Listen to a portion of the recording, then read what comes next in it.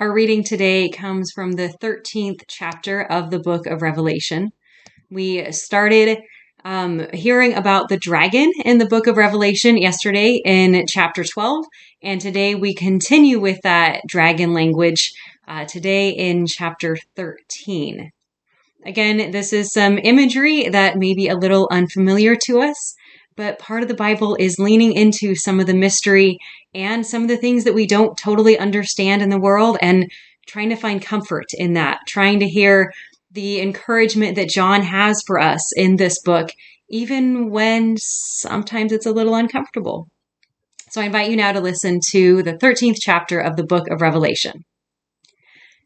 And I saw a beast rising out of the sea with 10 horns and 7 heads, and on its horns were 10 diadems, and on its heads were blasphemous names. And the beast that I saw was like a leopard. Its feet were like a bear's, and its mouth was like a lion's mouth. And the dragon gave it his power and his throne and great authority. One of its heads seemed to have received a death blow, but its fatal wound had been healed. In amazement, the whole earth followed the beast. They worshipped the dragon, for he had given his authority to the beast. And they worshipped the beast, saying, "Who is like the beast, and who can fight against it?"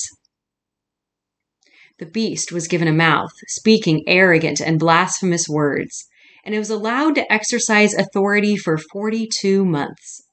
It opens its mouth to speak blasphemies against God, blaspheming the name and the dwelling that is those who dwell in heaven. Also, it was allowed to wage war on the saints and to conquer them. It was given authority over every tribe and people and language and nation, and all the inhabitants of the earth will worship it.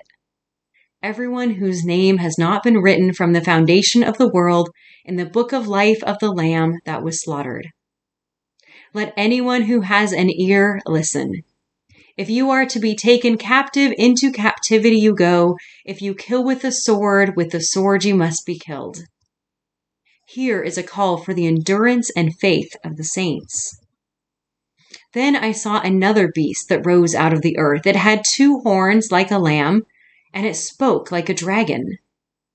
It exercises all the authority of the first beast on its behalf, and it makes the earth and its inhabitants worship the first beast, whose fatal wound had been healed.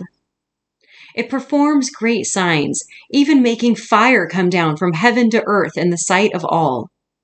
And by the signs that it is allowed to perform on behalf of the beast, it deceives the inhabitants of the earth, telling them to make an image for the beast that had been wounded by the sword and yet lived.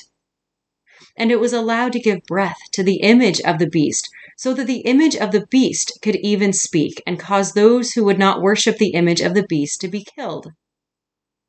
Also, it causes all, both small and great, both rich and poor, both free and slave, to be given a brand on the right hand or the forehead, so that no one can buy or sell who does not have the brand, that is, the name of the beast or the number for its name.